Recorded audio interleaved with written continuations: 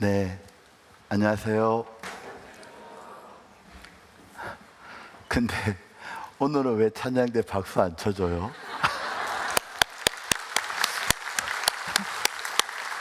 아, 오늘도 아주 잘하셨는데, 그죠? 네, 이렇게 한 주간 함께 이렇게 복음을 전할 수 있어서 너무 감사한 시간이었습니다.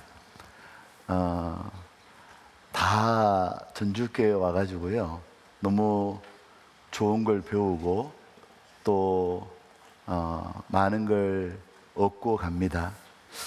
와서 여기 와가지고요, 다 좋았는데 두 가지 빼곤 다 좋았습니다. 제가 안 좋았던 거 얘기해도 돼요?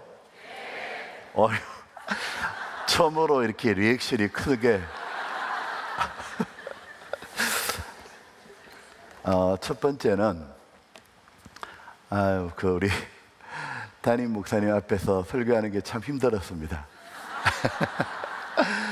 늘 가르쳐 주신 말씀 늘 서울교회 있을 때부터 늘 배웠고 따라하고 그렇게 했는데, 어떻게 참 어려운 자리인데 또 이렇게 그게 좀 어려웠고요. 그다음에 두 번째는 어쨌든 그 어머니 해가 좀 문제가 있었습니다. 어떤 문제냐면 너무 맛있게 주셨어요. 저녁을 너무 맛있게 먹어가지고요, 정말 살 빠지고 가려고 그랬는데 정말 너무 고마웠습니다. 여러모로 신경 써주셔서 감사하고요. 또 무엇보다 또 이렇게 같이 복음을 전할 수 있어서 너무 감사했습니다. 같이 기도하겠습니다. 저희를 사랑하시는 아버지 하나님, 저희에게 먼저 다가오셔서 성경을 배우게 해주시고 또 하나님의 살아계심과 우리에 대한 영원한 구원을 믿게 해주심을 정말 감사합니다.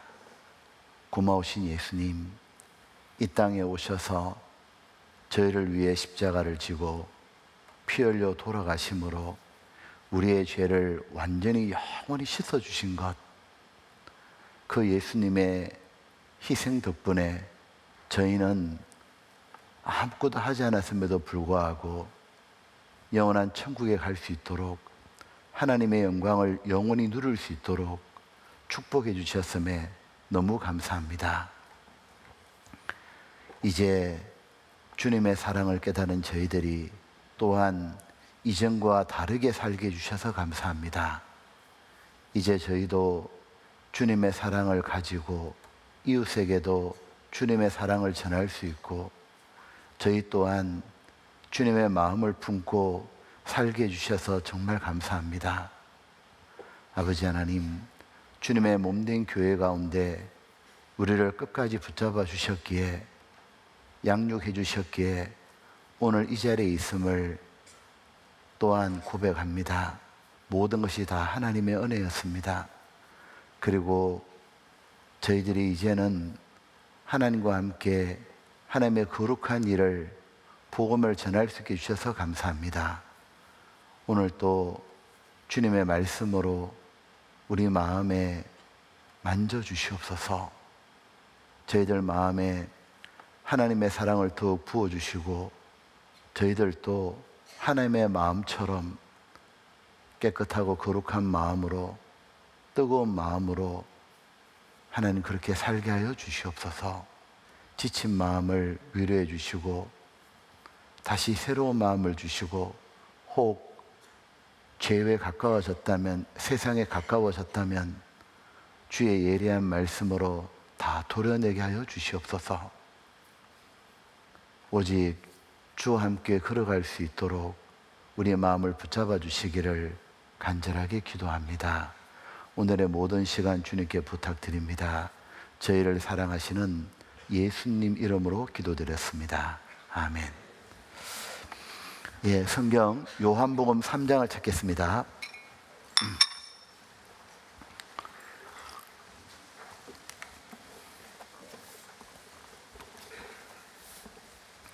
요한복음 3장에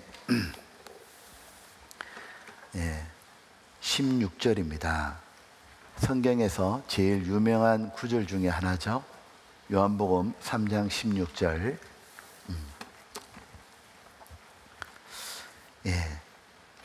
찾았으면 함께 같이 읽어볼까요?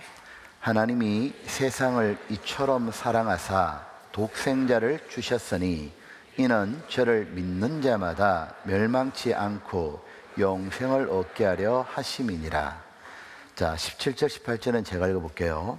하나님이 그 아들을 세상에 보내신 것은 세상을 심판하려 하심이 아니요 저로 말미암아 세상이 구원을 받게 하려 하심이라.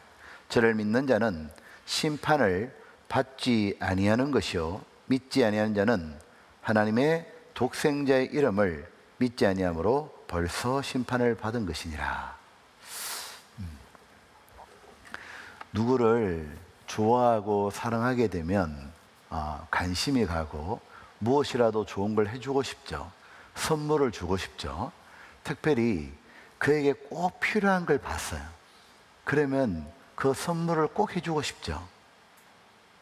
사랑하면 주고 싶은 건 당연한 거죠. 자, 하나님께서도 사람을 사랑하셨기 때문에 사람에게 선물을 주셨어요. 그것도 최고의 선물을 주셨어요. 하나님께서 사람에게 주신 최고의 선물은 바로 죄를 용서해 주시는 것이었어요. 그 죄를 용서해 주심으로 말미암아 이제 누구든지 죄에 대한 심판을 받지 않도록 그 선물을 주신 거예요. 자, 그런데 선물에는 비용이 들잖아요. 준비하는데 비싼 선물일수록 더욱 그렇죠. 하나님께서도 우리 죄 용서를 해주시는데 엄청난 비용이 들었습니다.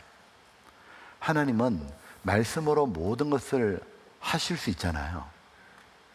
말씀으로 세상을 창조하셨고 말씀으로 천지를 부르시면 일제히 쓰시죠. 말씀으로 홍해 바다도 가르셨고 모든 것이 가능하셔요. 그런데 우리 죄를 해결해 주시는 것은 말씀으로만 하지 못하셨어요. 네 죄 없던 걸로 하자 이렇게 해서 죄가 없어지는 게 아니라는 거예요. 이유는 하나님의 바로 공의로운 성품 때문이에요. 자, 하나님은 하나님의 성품을 우리들에게 이해시켜 주시려고 사람에게도 담아 두셨어요. 하나님이 사랑이신 것처럼 우리도 사랑이 있죠. 하나님이 공의로움이 사람에게도 있는 겁니다. 공의롭다는 것은 행한 대로 갚는 걸 말하죠. 사람은 부당한 대우받는 것을 이해할 수가 없잖아요. 자, 착한 사람은 잘 돼야 되고 나쁜 놈은 벌 받아야 되는 거잖아요. 드라마를 이렇게 보는데 그 드라마가 너무 인기가 있었는데 근데 드라마를 보다 보니까 너무 착하고 좋은 주인공이 있는데 인생이 계속 꼬이는데 그 진짜 나쁜 놈이 있거든요. 그 나쁜 놈은 계속 인생이 풀리더니 점점 드라마가 막장으로 가더니 나중에 이 나쁜 놈이 주인공을 죽이고는 독차지하는 겁니다. 그렇게 드라마가 끝나면 그날 방송국 난리 납니다. 동네 아줌마들 절해가지고 주인공 빨리 부활시켜라고. 그게 말이 되냐고. 응?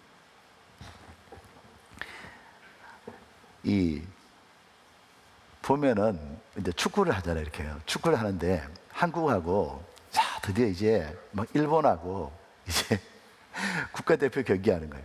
이 경기에서 지면은 월드컵 못 나가고 이기면 나가는 거예요.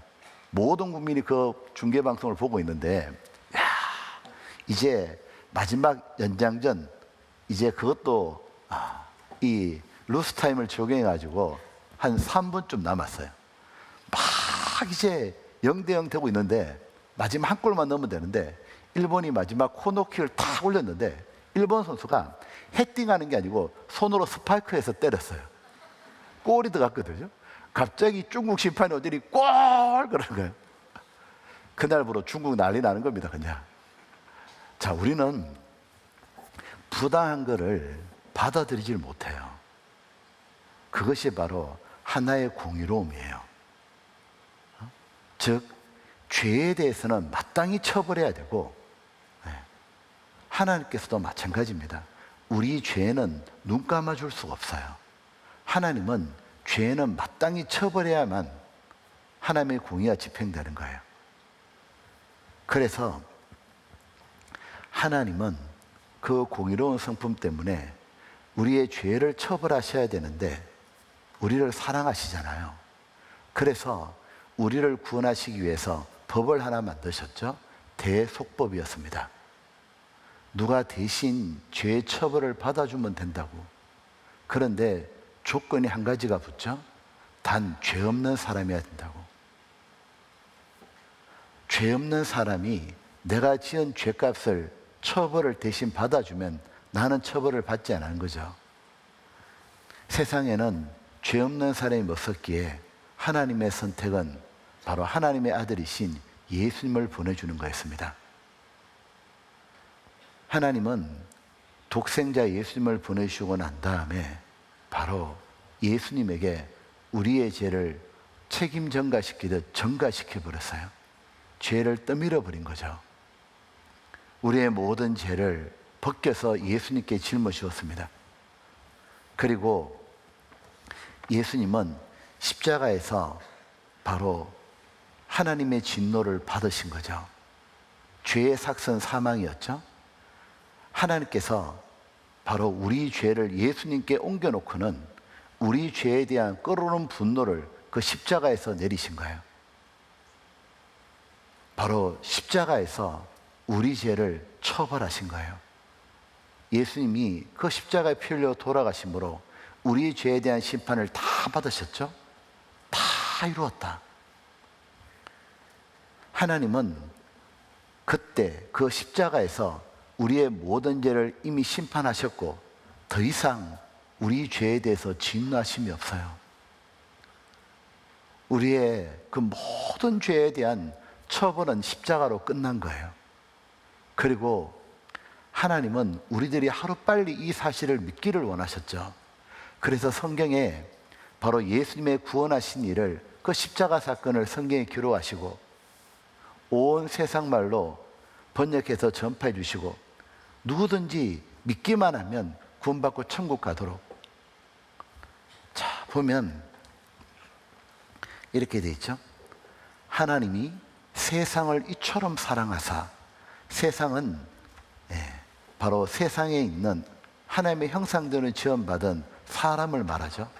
하나님이 세상 모든 사람을 이처럼 사랑하사 독생자를 주셨으니, 예수님을 주셨으니, 예수님이 십자가에 돌아가심으로 이제는 저를 믿는 자마다 멸망치 않고 영생을 얻게 하심이라. 이제는 누구든지 믿기만 하면 영생 천국 가는 거잖아요. 사람이 지옥에 가는 이유는 죄가 많아서가 아니었어요.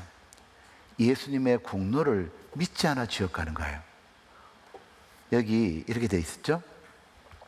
하나님이 그 아들을 세상에 보내신 것은 세상을 심판하려 하심이 아니요 저로 말미암아 세상이 구원을 받게 하려 하심이라.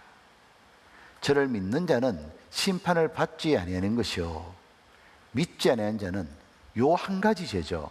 하나님의 독생자의 이름을 믿지 아니므로 벌써 심판을 받은 것이라. 누구든지 예수님의 공로를 믿기만 하면 천국 가는 바로 예수님이 천국 문을 열어주신 거예요.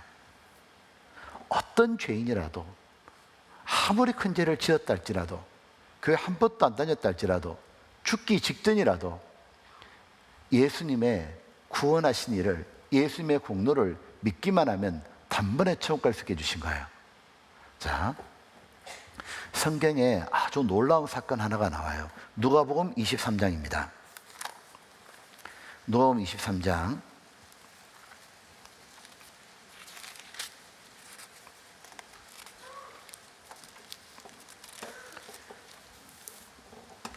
노아음 23장에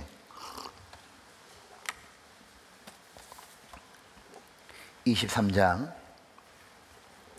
32절입니다. 32절에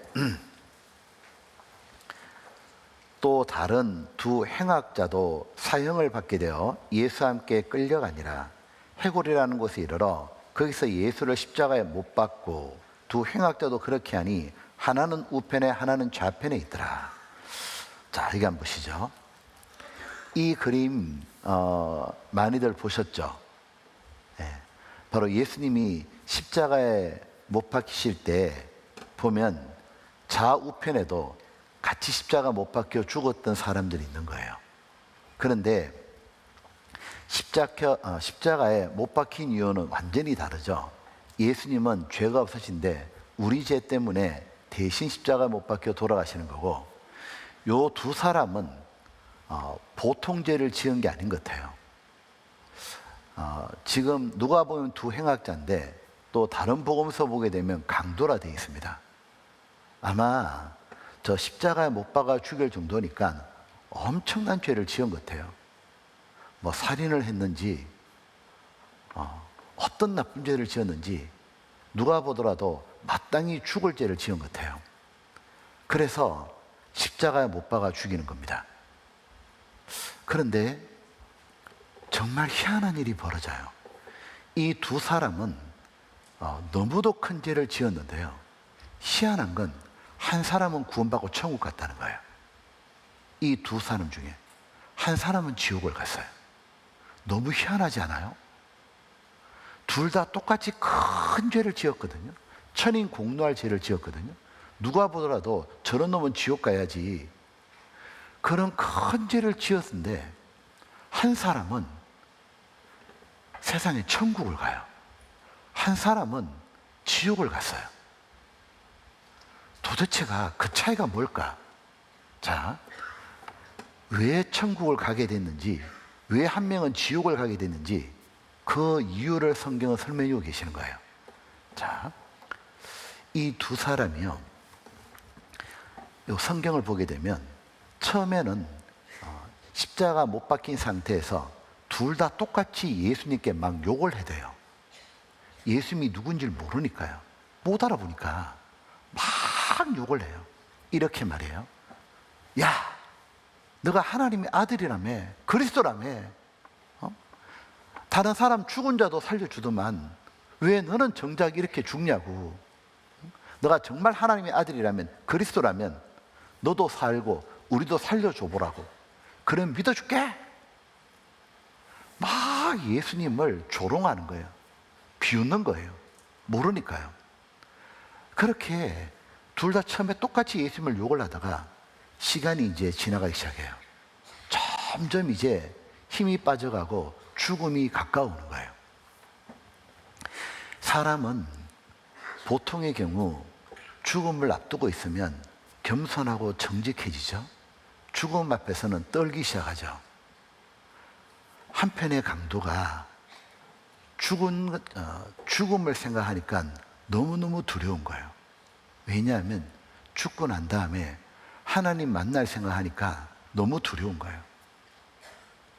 한 번 죽는 것은 사람이 정하신 것이요 그 후에는 심판이 있으리라. 죽는 게 문제가 아니라 죽은 다음에 하나님께 심판받고 이제 영원한 지옥 떨어질 생각이 너무 두려운 거예요. 자기 인생을 돌아봐도 죄 지은 것밖에 없고 끝끝내 큰 죄를 짓고 이렇게 죽으니까 죽었다면 지옥 가는 건 당연한 거죠.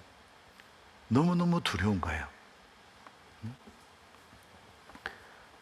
자기는 아무 기댈 데도 없으니까 그 마지막에 하나님을 찾는 거예요. 하나님 품으로 파고드는 거예요. 머리 조아리며.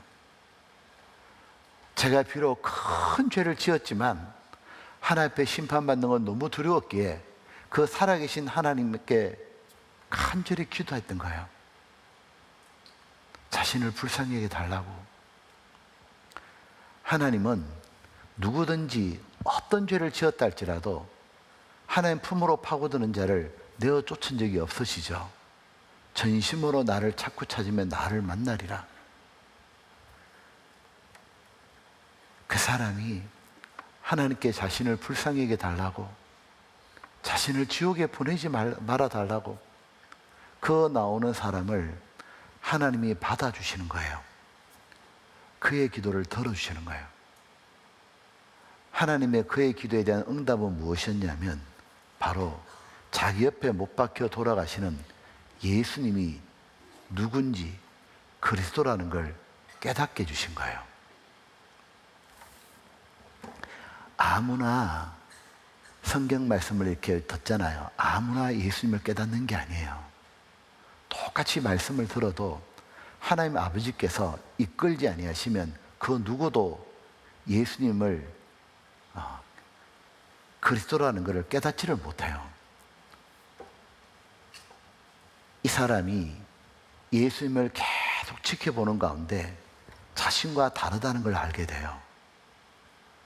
자신들은 그 예수님에게 막 욕을 하는데 그 예수님은 원수 같은 자기를 위해 기도해 주시는 거예요. 아버지여, 저들의 죄를 사하여 주옵소서. 저들의 하는 일 저희가 알지 못하나이다. 그 원수들을 향해서 예수님이 기도를 해주시잖아요.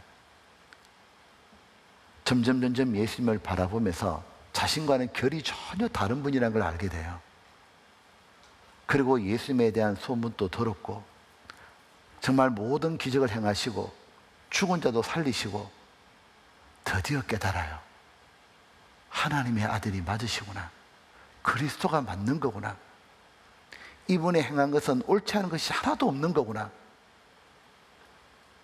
이분이 돌아가시는 이유는 자기 죄가 아니라 바로 내 죄 때문에 돌아가시는 거구나. 하나님이 약속하신 바로 그리스도구나. 그걸 발견하게 돼요. 이 사람이 구원을 받고 나자 태도가 확 바뀌어요. 그리고 반대편에 있는 강도는 여전히 똑같은 거예요. 여전히 예수님을 비웃고 있는 거예요. 모르니까. 이쪽에 구원받은 이 강도는 태도가 완전히 변했어요. 오히려 그 사람을 꾸짖기 시작해요. 너는 아직도 하나님이 두렵지 않냐고. 너는 아직도 하나님의 심판이 두렵지 않냐고. 우리가 지은 죄 때문에 이런 보응받는 게 당연하지만 네 옆에 있는 이분이 누군지 아직도 모르겠냐고. 우리를 위해 기도해 주시는 이분이 누군지 모르겠냐고. 이분은 옳지 않은 것이 하나도 없다고. 이분이 그리스도인 걸 모르겠냐 그 말이에요. 이건 보시죠. 달린 행악자 중 하나는 비방하여 가로되 내가 그리스도가 아니냐. 너와 우리를 구원하라되. 하나는 계속 비방하죠. 그리스도가 아니냐. 구원하라되. 비방만 할 줄 알았지 그리스도인 걸 못 깨닫는 거죠. 하나는 구원받은 강도는 달라졌죠. 오히려 그 사람을 꾸짖어 가로되 내가 동일한 정죄를 받고서도 하나님을 두려워하느냐. 한 사람이 구원받기 위해 가지고요, 가장 먼저 성경이 사실인 걸 아는 동시에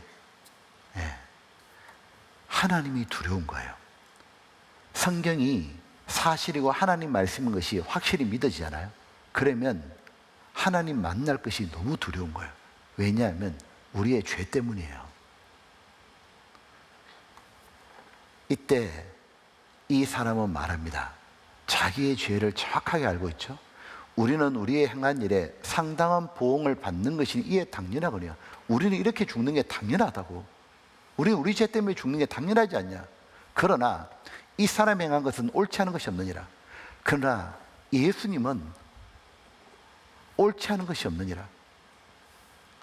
바로 예수님은 우리 죄 때문에 죽는다는 그리스도란 걸 알게 된 거예요. 그러고는 이 사람이 마지막에 예수님께 이렇게 부탁해요. 가르되 예수여, 당신의 나라에 임하실 때 나를 생각하소서하니. 바로 예수님은 이렇게 십자가 못 박혀 죽으시고 썩어버리는 게 아니라 예수님은 다시 부활해서 당신의 나라로 돌아가신다고 말해요. 이 당신의 나라가 바로 낙원 천국이었습니다. 즉 이 강도는 주님, 주님께서 다시 낙원에 가실 때 저도 좀 생각해 주십시오. 이 강도가 마지막 예수님께 자기 영혼을 부탁하잖아요. 저도 데려가 달라고. 그때 예수님께서 이렇게 대답하셔요. 너무도 놀랍게도 이 사람 죄밖에 지은 게 없잖아요. 예수께서 이르시되 내가 진실로 네게 이르노니 오늘 내가 나와 함께 낙원에 있으리라. 내가 오늘 지금 바로 낙원 천국에 있으리라. 그대로 천국 들어간 거예요. 자, 여러분 보시죠.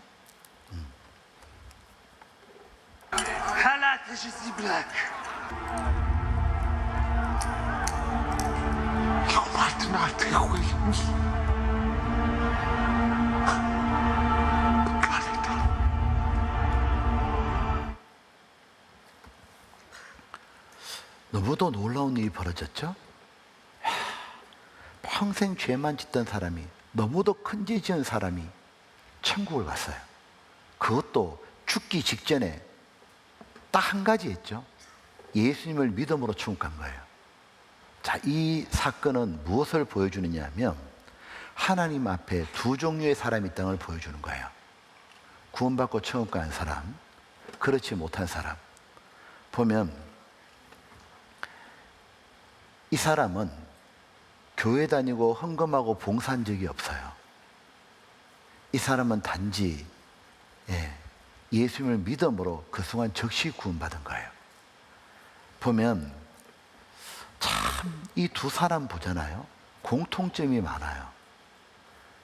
먼저 첫 번째 공통점은 뭐냐면 둘 다 큰 죄를 지은 사람이라는 거예요. 또 하나의 공통점은 뭐냐면 둘 다 큰 죄를 지은 것도 같고요. 또 하나는 둘 다 그 죄를 용서받았다는 거예요. 이 두 사람 다 예수님의 그 죽으심으로 이 두 사람의 죄도 모두 용서가 되었다는 거예요. 근데 한 사람은 천국 가고 한 사람은 지옥 가요.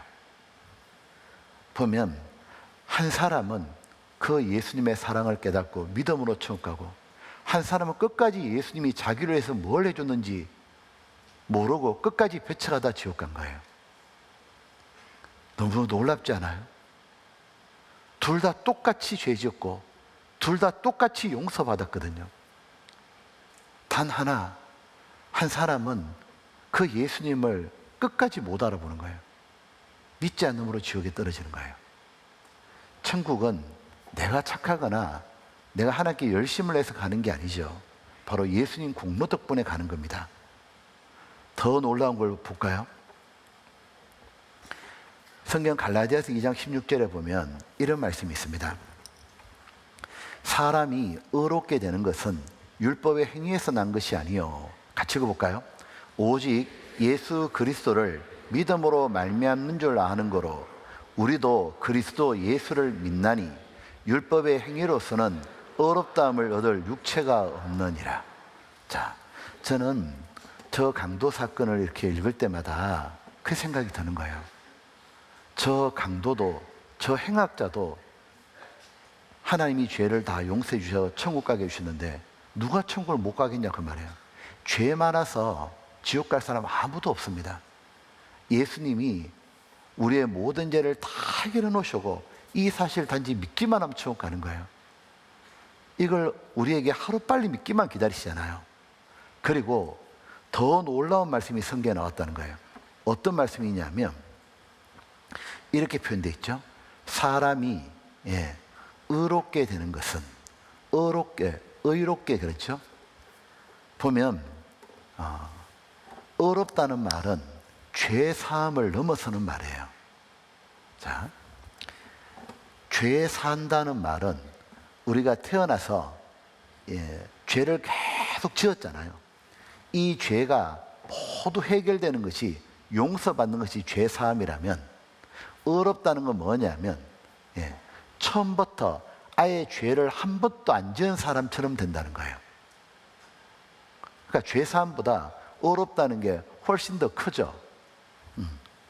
그러니까 아예 처음부터 태어나서 죽을 때까지 죄를 한 번도 안 지은 사람처럼, 항상 선을 행하는 사람처럼 그렇게 봐주신다는 거예요.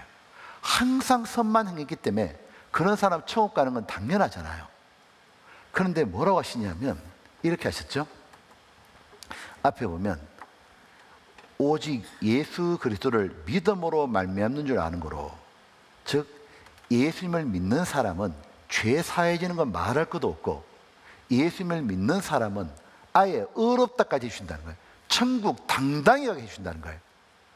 태어나서 죽을 때까지 항상 의만 행한 거로 봐주신다는 거예요. 자, 이 세상에서요, 이런 사람이 있었을까요? 태어나서 죽을 때까지 죄를 한 번도 안 짓고 산 사람, 항상 선하게만 산 사람, 지구상에 한 명이라도 있었을까요? 없었을까요? 네? 잘 생각하고 대답해야 되는데요. 2분 다 다시 물어볼게요. 자, 태어나서 죽을 때까지요, 한 번도 죄를 안 지은 사람, 하나님의 법을 완벽하게 지킨 사람 없었을까요? 네? 조금 생각이 달라지죠? 예. 예. 딱 한 분 계셨어요. 누구예요? 그 봐요, 계시잖아요. 예. 예. 딱 한 분 계셨어요. 바로 예수님이에요. 그러니까 예수님은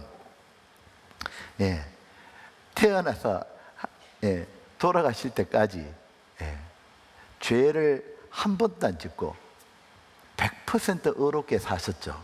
그러니까 예수님은 천국을 당연히 가시는 거예요. 당당히 가시는 거예요. 그러니까 다만 예수님이 죽음을 맛보신 것은 우리 죄에 대한 대가를 지불하신 거죠. 죄의 삭선 사망이니까 우리 죄값을 치러주려고 십자가를 죽으신 거고요. 당연히 예수님은 부활하셔서 의롭게 사셨기 때문에 당연히 천국에 당당히 가시는 거예요. 근데 하나님이 뭐라고 하시냐면, 예수님의 공로를 믿는 사람은 죄 용서되는 건 말할 것도 없고, 바로 예수님처럼 항상 의롭게 사신 걸로 봐주신다는 거예요. 예수님이 하나님 앞에 항상 의롭게 사신 것, 항상 하나님 뜻대로만 산 것처럼 예수님을 믿는 사람을 하나님 그렇게 봐주신다는 거예요.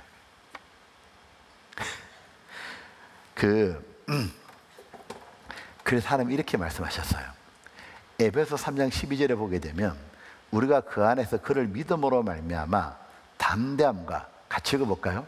하나님께 당당히 나아감을 얻느니라.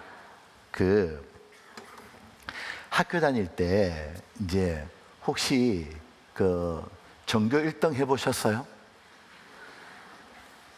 제가 너무 어려운 거 얘기했죠. 학교 다닐 때 혹시 올백 받아본 적 있어요?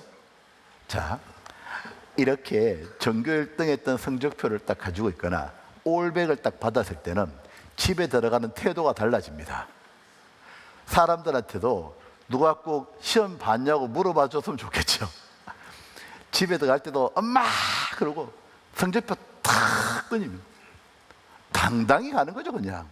그런데 오늘 성적표 나온 날인데 성적표 딱 보니까 수우는 하나도 안 보이고 가가가가가가 하나 양 나오고 자, 이런 성적표 받고 나면 집에 들어가기 아주 힘듭니다. 자신이 100점 맞고 그때는 당당한 거죠. 마치 천국 가기에 100점 맞았다 그 말이에요. 의롭다는 말은 한 번도 죄를 지은 적이 없으니까 예수님을 믿는 사람을 그렇게 봐준다는 거예요. 보면은 어떻게 이것이 가능하냐 그 말이에요. 어떻게 이것이 저는 처음에 이게 이해가 안 되는 거예요. 예수님이 저의 죄를 해결했다는 건 이해가 되는데, 내가 의롭게 산 것도 하나도 없는데 어떻게 내가 그렇게 의롭게 산 것쯤 되냐는 거예요. 실제로 나는 죄를 매일 물 마신같이 지었는데, 근데 한 번도 그렇게 살지 않은 것처럼 봐주신다는 거예요. 너무도 놀라운 축복이었어요. 보세요. 어떻게 그래 되느냐 하면, 바로 죄인이었는데 하나님이 의인으로 만들으셨다는 거예요. 의인이니까 의롭게 사는 사람이니처럼 봐주신다는 거예요. 천국 당당히 가는 거죠. 어떻게 되냐? 바로 예수 그리스도 덕분이라는 거예요. 자, 볼게요. 이 원더풀 익스체인지가 있잖아요. 이거 한번 번역해 보실래요? 제가 작년에 12월 달에 호주에 갔거든요. 호주에 가가지고 그 영어 쓰시는 분들이잖아요. 다 그 원주민이잖아요. 제가 이거 한번 번역해 보라 했습니다. 거기 태어난 한국 사람도 있거든요. 이 원더풀 익스체인지를 번역해 보라니까 이 번역을 못해. 자, 한번 보시죠. 이거 한번 번역해 보시죠. 힌트는 4글자입니다. 한국말로 한번 번역해 보세요. 내가 못할 줄 알았어요. 원더풀 익스체인지. 제가 알려줄게요. 바꿔치기. 네, 간단하게 말하면 바꿔치기예요. 자, 어떻게 하나님이 바꿔쳤냐 하면 익스체인지죠. 교환이죠. 자, 나라는 사람은 누구냐 하면 평생 시커먼 죄만 짓고 살았어요. 예수님은 평생 의롭게만 사셨잖아요. 이걸 바꾸시는 거예요. 이렇게요. 나는 죄만 지었고 예수님은 의롭게만 사셨는데 너무도 놀라운 일이 벌어진다는 거예요. 나의 죄는 예수님이 가져가시고 예수님의 의는 나한테 넘겨주는 거예요. 그럼 어떤 일이 벌어지냐 하면, 예수님은 나의 죄를 짊어졌죠. 죄라고 하는 것은 처벌받아야만 죄 사함이 되잖아요. 죄의 삭선 사망이요, 바로 예수님이 십자가에서 피 흘리고 돌아가심으로 하나님은 내 죄에 대한 진노를 모두 끝냈어요. 그 십자가의 죽음으로 내 모든 죄에 대한 심판은 끝났어요. 죄가 완벽하게 해결됐잖아요. 이 정도가 아니라 예수님이 의롭게 사셨던 것을 바로 내한테 넘겨주는 거예요. 이거를 성경에서는 옷을 입혀준다고 표현하고 있어요. 이사야 61장에 보게 되면 하나님이 나에게 구원의 옷, 의의 겉옷을 입혀준다 되어 있어요. 사람이 안이 새카만데 바깥에 흰 가운 입히면 깨끗하게 보이잖아요. 겨울에 더러운 길거리도 한방눈이 오면 하얗게 보이잖아요. 하나님께서 이렇게 해주시는 거예요. 바로 옷 입혀주듯이 예수님의 의로움을 나에게 입혀주는 거예요. 그래서 하나님이 나를 딱 바라보시면 죄는 모두 이미 끝났고 예수님처럼 처음부터 끝까지 바르게 산 사람으로 의롭게 산 사람처럼 봐주신다는 거예요. 보면 이것이 바로 원더풀 익스체인지입니다. 너무도 놀라운 일이 벌어진 거예요. 그래서 보면 이렇게 벌어진 거예요. 지금 여기에는 sin, 죄입니다. 나는 죄에 대한 얘기를 듣고 하나님의 심판, 지옥 얘기를 들었을 때 하나님의 맹렬한 진노가 꼭 내 머리 위로 쏟아질 것 같아요. 벌벌벌 떨고 있는데 그런 나를 바라보고 바로 예수님께서 나를 불쌍히 여기고 나에게 다가오셔요. 그러면 어떻게 하셨냐면 예수님이 조용히 오셔서 나를 안으셔서 바로 자리를 바꿔주는 거예요. 예수님 자리에 나를 앉히시고 내가 벌벌 떨던 그 자리에 예수님이 서셨어요.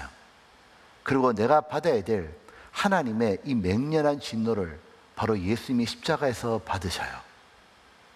이렇게 해서 내 죄를 해결하시고 반면에 나를 예수님의 자리에 딱 앉히시고는 예수님이 받으셔야 할 마땅한 영광, 의로움, 거룩함, 아름다움을 나에게 주신 거예요. 바로 나를 사랑해서 다 해주신 거였어요. 그래서 나는 한 번도 어렵게 산 것이 없는데 예수님께서 어렵게 산 걸 내게 주심으로 나는 천국을 그냥 가는 게 아니고 죄만 겨우 용서받아서 가는 게 아니고요, 예수님이 완벽하게 어렵게 산 것을 내가 받아서 천국에 당당히 가게 해주셨던 거예요. 아까 그 십자가 강도 말입니다. 강도는 천국 들어갈 때 머리 숙이고 간 게 아닙니다. 그 강도가 천국에 들어갈 때는 예수님처럼 완벽하게 어렵게 산 사람처럼 해서 들어갔던 거예요. 천국에 당당히 가게 해주신 거예요. 평생 죄밖에 지은 게 없는데 그의 죄도 다 용서해 주시고 그에게 예수님의 의를 넘겨주신 거예요. 그래서 성경에 이렇게 되어 있어요. 베드로전서 3장 18절에 보게 되면 그리스도께서도 한 번 죄를 위해 죽으사, 우리 죄를 위해서 죽으셨죠. 죄를 해결하시고 의인으로서 불의한 자를 대신하셨으니 바로 이는 우리를 하나님 앞으로 인도하려 하심이라. 우리를 하나님 앞으로 인도해 주려고 의인으로서 우리를 대신하신 겁니다. 자, 사도행전 13장을 보겠습니다. 사도행전 13장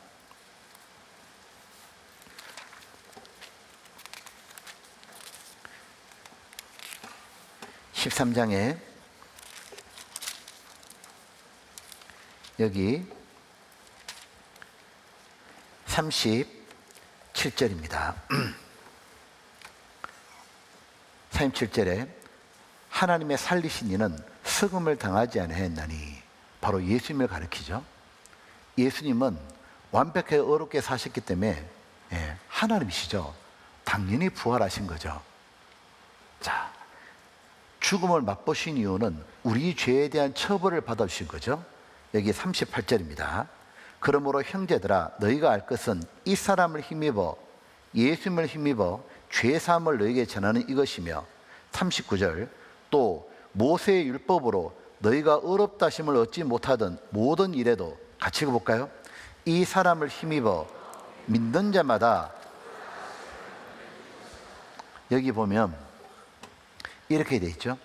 이 사람을 힘입어 죄사함도 받고 이 사람을 힘입어 믿는 자마다 어렵다 하심을 얻는 이것이니라.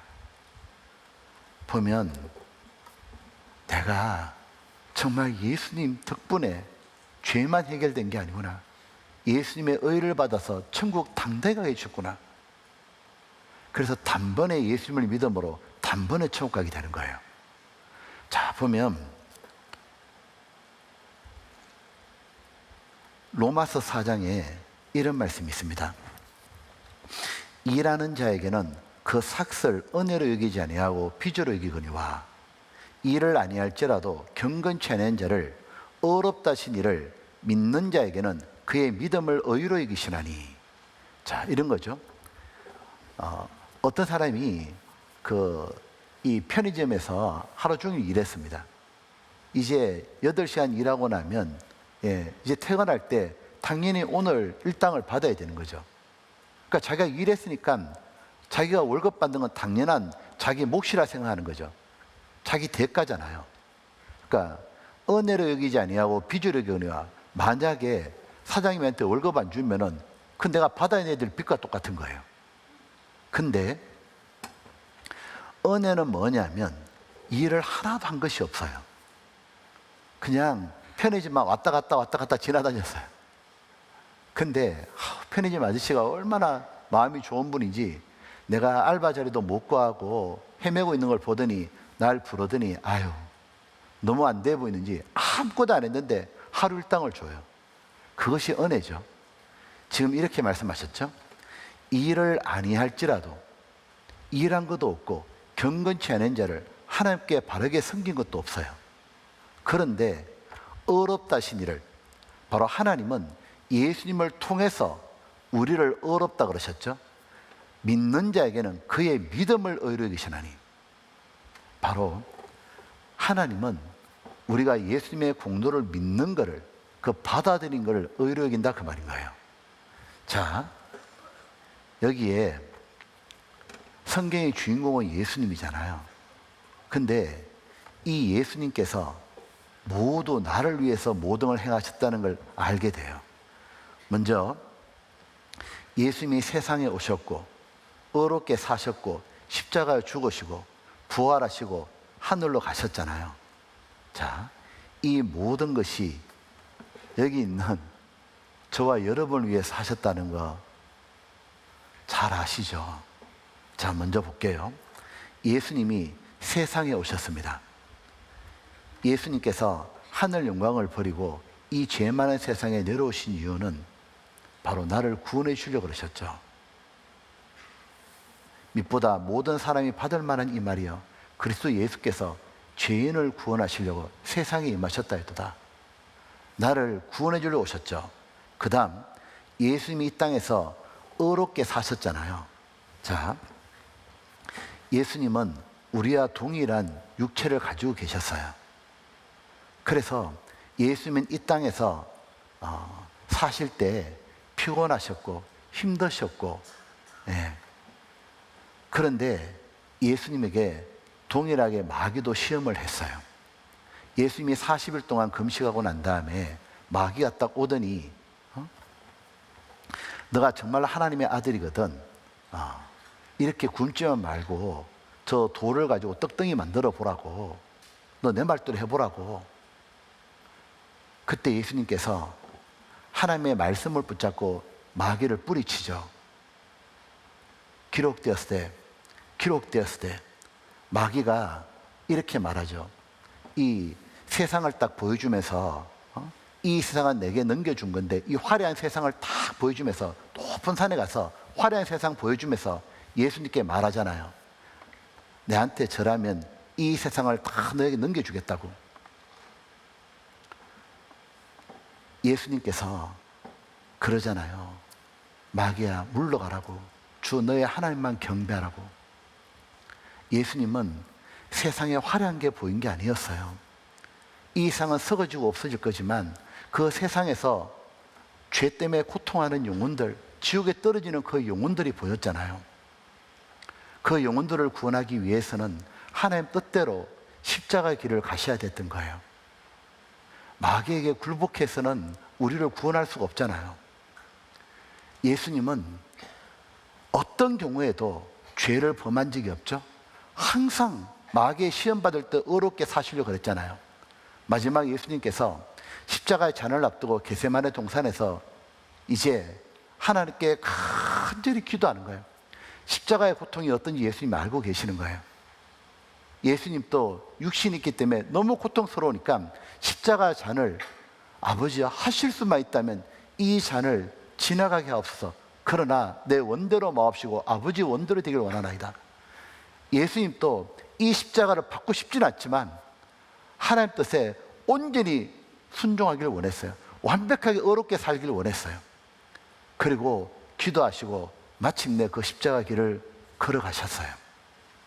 자, 하나 여쭤볼게요. 왜 예수님은 항상 매 순간마다 의롭게 사시려고, 거룩하게 사시려고 왜 그렇게 하셨을까요? 그렇게 사신 바로 이유 중에 하나가 우리를 생각하셨기 때문에 그래요. 바로 예수님의 그 의를 우리에게 넘겨주고 싶었던 거예요. 예수님이 완벽하게 사신 그 의를 우리에게 넘겨주려고, 그래서 우리가 천국 당당히 하게 만들어주려고. 예수님이 그러셨죠. 저희를 위하여 나를 거룩하게 하옵소서. 바로 예수님이 그 어렵게 살아갔던 그 모든 그런 걸음에는 하나님 아버지를 생각한 것과 또 죄인인 나를 어렵게 해주려고 그 그런 걸음 다 걸어가셨던 거예요. 그리고 예수님은 십자가에 돌아가셔요. 그 십자가에서 어떤 고통 속에도 내려오지 않고 6시간 동안 십자가에 매달려서 마지막 다 이루었다고. 십자가에서 우리의 모든 죄값을 다 받아주셨죠. 그리고 예수님은 다시 사흘 만에 부활하셨어요. 예수님이 부활하신 이유는 바로 예수님이 하나님이심을 증거하시는 동시에, 그리고 우리에게 죽음을 두려워하지 말라고 보이신 거예요. 예수님이 부활하신 것처럼 우리도 부활할 걸 보이신 거예요. 예수께서 가라사대 나는 부활이요 생명이니 나를 믿는 자는 죽어도 살겠고, 세상 사람은 전부 다 죽는 걸 두려워하잖아요. 왜? 죽음 뒤를 모르니까. 그러나 예수님이 먼저 죽음을 이긴 걸 보이셨죠. 부활의 권능을 보이셨죠. 구원받은 우리들에게 죽음을 조금도 두려워하지 말라고, 죽음으로 말미암아 부활의 세계에 들어간다고, 천국으로 간다고. 구원받은 사람은 죽음 앞에서 이제 더 좋은 세계가 있다는 걸 아니까, 나는 새롭게 부활할 거니까. 천국은 영혼만 둥둥 떠다니는 세계가 아닙니다. 완전한 몸을 입고 부활의 세계인 거예요. 조금도 죽음을 두려워하지 말라고. 부활도 우리를 위해 보이신 거고, 그리고 예수님이 성천하셨어요. 그리고 하나님 위엄의 우편에 앉아 계셔요. 앉아서 뭘 하시느냐 하면, 히브리서 7장 25절에 보게 되면 자기를 힘입어 하나님께 나아가는 자들을 온전히 구원하실 수 있으니, 같이 읽어볼까요? 이는 그가 항상 살아서 저희를 위하여 간구하심이니라. 예. 지금 예수님은 뭐 하시냐면, 지금 하나님 옆에서도 나를 위해서, 항상 나를 위해서 간구하신다는 거예요. 보면 내가 어디 빚을 빌렸는데, 그 빚을 내가 한 10억이나 되는 빚인데 내가 그걸 못 갚았어요. 그런데 내 친구가 와가지고는 그 돈 많은 친구가 그 빚을 갚아줬어요.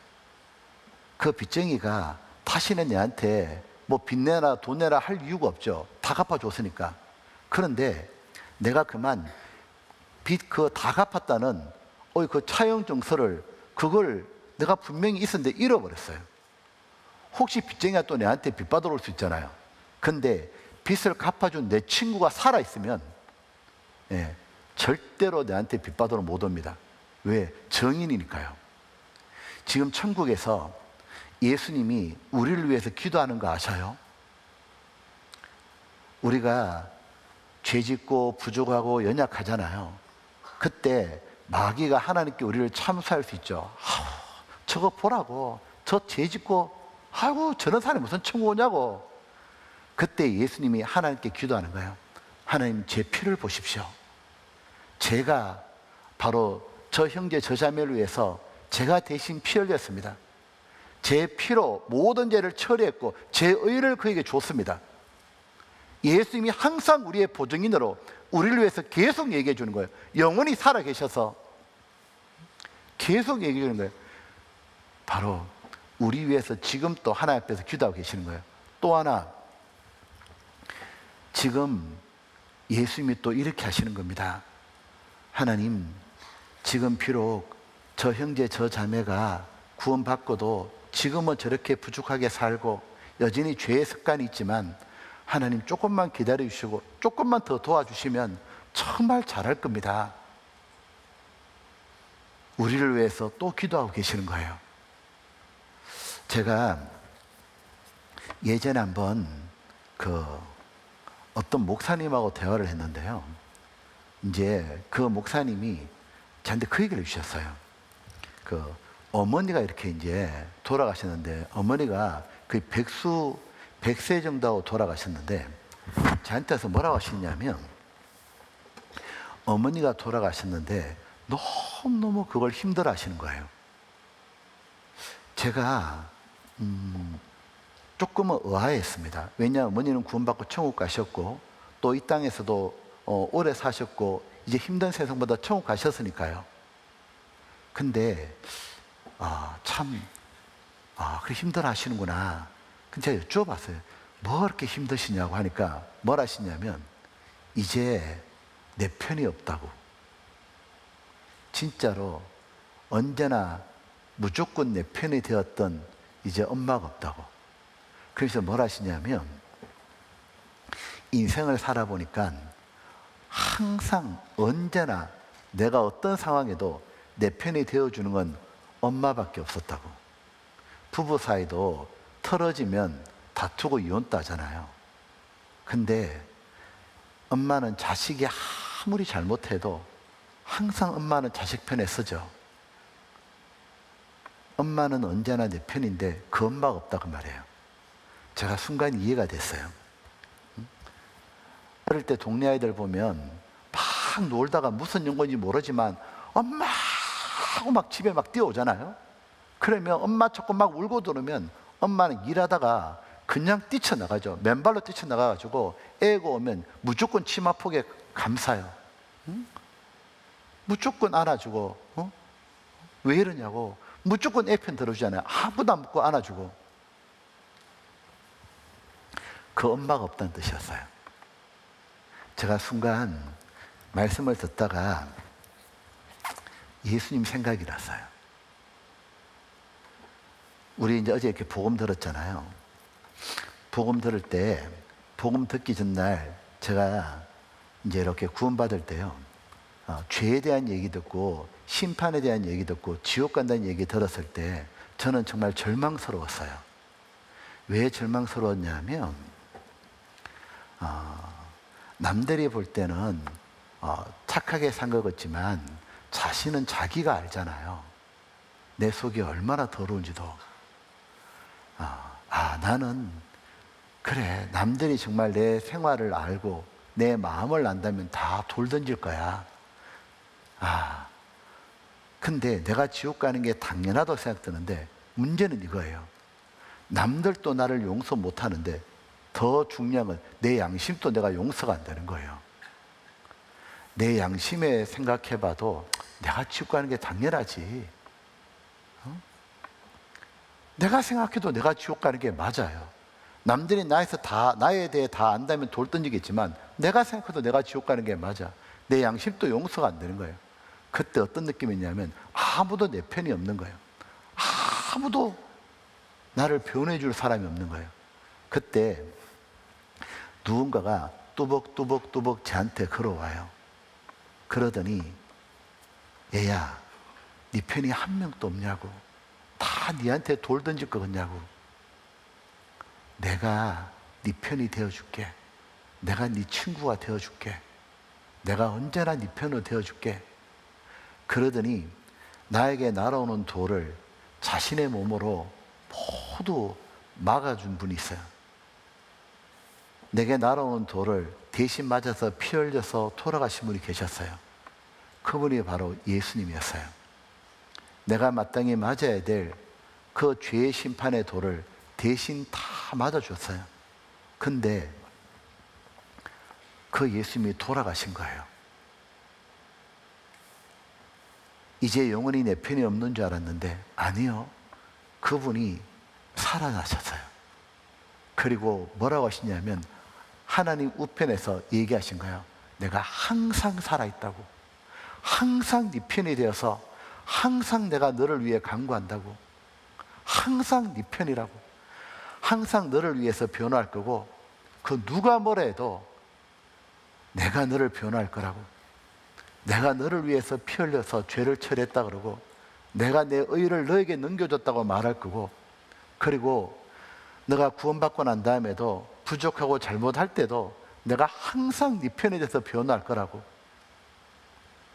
항상 너를 위해 기도해 줄 거라고. 바로 그분이 예수님이었어요.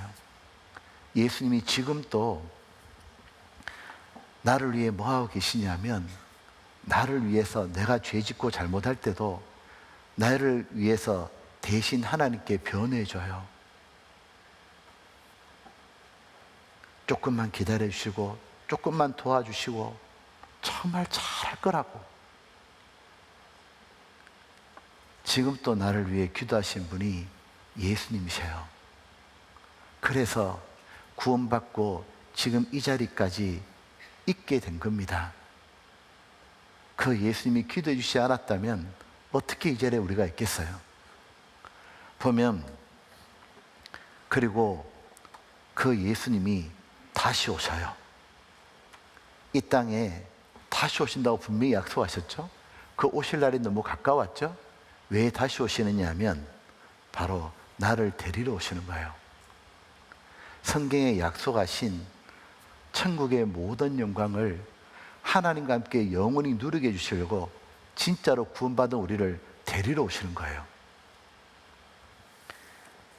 가만히 보니까 예수님께서 전부 다 나를 위해서 하시는 거였어요.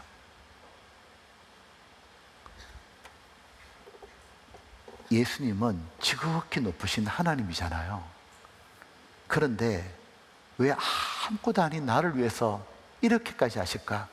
하늘 영광을 그 천군 천사가 경배하는 영광의 자리 버리고 이 죄 많은 세상에 나 같은 죄인 구원하러 오셨고, 나를 위해서 이 땅에서도 정말 의롭게 사셨고, 그 의를 내한테 넘겨주려고, 의가 없는 나에게 그 의를 주시려고, 그리고 십자가에 그 모진 고통을 다 받으셔서 내 죄를 없게 해주시려고,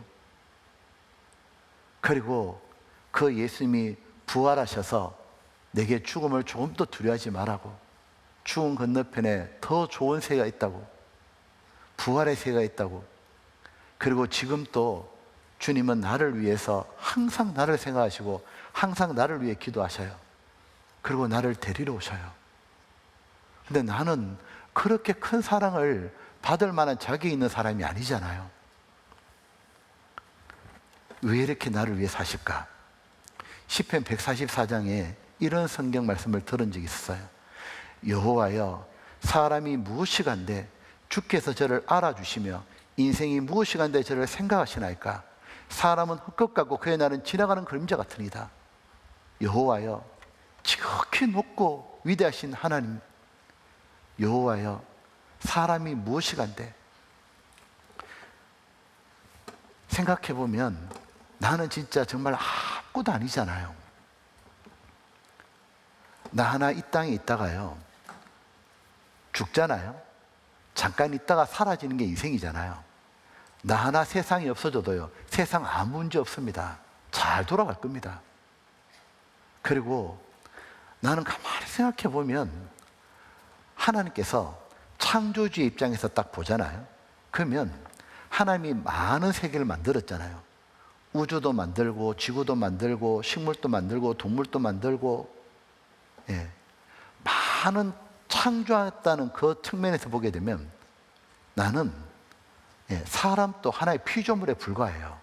자동차를 만들 때 여러 부품들이 있잖아요. 핸들도 있고 바퀴도 있고 기어도 있고 브레이크도 있고, 그래야 자동차 하나가 온전히 돌아가잖아요. 부품이 각각 있는 거잖아요. 하나님이 세상을 창조했다는 입장에서 보게 되면 사람이나 동물이나 식물이나 다 피조물에 불과해요. 또 더군다나 나는 다른 피조물은 하나님이 정해준 대로 살잖아요.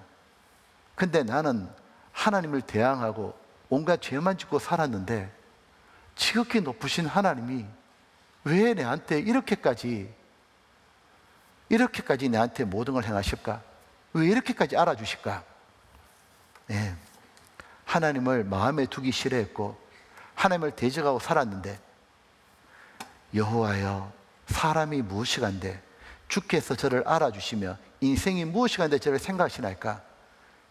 사람은 잠깐 보이다 없어지는 안개 같은데, 그 이유가 뭐냐면 진짜 나를 존귀하게 생각하는 거예요.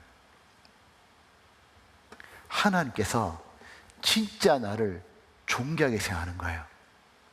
인생은 어떻게 새롭게 시작되느냐 하면 자신이 존귀하다는 걸 아는 데서부터 인생은 정말 새롭게 시작하는 거예요. 보라, 이전 것은 지나갔으니 새 것이 되었도다. 보면 이사야 49장 이 말 있죠. 나는 여호와의 보시기에 존귀한 자라. 하나님 보실 때 내가 너무너무 존귀한 거예요. 왜냐하면 하나님을 닮은 영혼이 있는 거예요. 그래서 하나님이 사람을 그렇게 귀하게 여기는 거예요. 하나님께서 구원을 받고 난 다음에 시간이 지나면서 더 알게 돼요. 가치 없는 것 위해서는 희생하는 게 하나도 없어요. 하나님 편에서는 우리가 너무너무 귀했던 거예요. 그래서 모든 걸 다 행하시는 거예요. 보면 왜 이렇게 하실까? 보옵소서, 내게 큰 고통을 더하신 것은 내게 평안을 주려 하심이라. 주께서 나의 영혼을 사랑하사 멸망의 구덩이에서 건지셨고 나의 모든 죄는 주의 등 뒤에 던지셨나이다. 바로 하나님이 내 영혼을 사랑하시는 거예요. 그죠? 보면 하나님께서 우리를 어떻게 사랑하는지를 이해시켜 주려고요, 하나님이 만든 이 창조 세계에 담아두셨어요. 화가는 그림을 그리면서 자기의 생각을 담잖아요. 작곡가는 음악을 만들 때 자기의 사상을 담잖아요. 하나님도 이 자연 속에 하나님의 마음을 담으셨어요. 하나님이 동물 하나 식물 하나 허투루게 만든 것이 아닙니다. 그 속에 모두 우리에게 설명해 주셨고 의미를 담아두신 거예요. 특별히 동물들을 보잖아요. 정말 희한한 걸 볼 수 있어요. 동물들을 보게 되면 여기 보면 꼭 자기 닮은 새끼 놓는다는 거예요. 자, 이 팬다는 항상 팬다 낳죠. 그리고 이 자기 새끼를 얼마나 아끼는지 몰라요. 보면 태어나자마자 자기 새끼 아끼고 이렇게 배 위에 눕혀주잖아요. 얘 배 위에 누울 수 있는 건 얘밖에 없습니다. 저도요, 딸들이 너무 예뻐가지고요, 어릴 때 배 위에 눕혀서 재웠다고요. 그러니까 너무 이쁘잖아요. 근데 가만히 보세요. 동물의 세계가 다 그래요. 보면은 업어주는 거 봐요. 꼭 자기 닮은 애 놓죠, 이렇게요. 아유, 이 곰하고 입 맞출 수 있는 얘밖에 없습니다. 사자도 꼭 자기 닮은 건 낳잖아요. 그런데 잘 보세요. 이 사자의 눈빛은 먹고 싶다는 눈빛이 아닙니다. 얘 건드렸다 그날 작살 나는 날입니다, 완전히. 저는 이 그림이 정말 감동적이었어요. 딱 보자마자 너무 징그럽잖아요. 악어 한 마리도 징그러운데 떼거리로 징그러워. 그냥 우리가 볼 때는 너무 징그러운데 엄마한테는 안 그래요. 자기 닮은 이 새끼들을 너무 사랑하죠. 업어주죠. 거북이도 보셔요. 업어주고요. 얘도 업어주고요. 오리도 품어주고요. 아이고, 얘는 다리가 몇 개예요. 이 황금 펭귄이라는 거잖아요. 이 펭귄은 어떻게 하냐면 눈밭에 새끼 발 시렵다고요, 자기 발등위에 탁 올려놔요. 무엇이 느껴져요? 사랑이 느껴지잖아요. 하나님의 마음을 보여주는 거예요. 결정적으로 하나님이 보여준 게 있어요. 바로 이 모습이에요.